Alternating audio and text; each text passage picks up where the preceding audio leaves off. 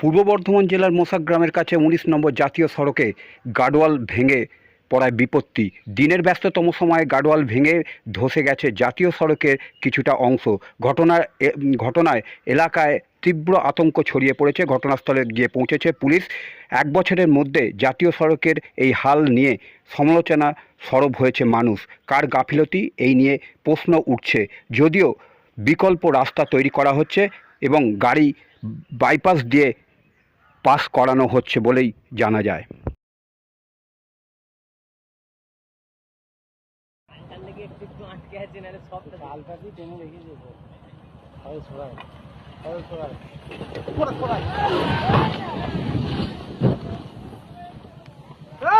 বন্ধ কর গাড়িগুলোকে,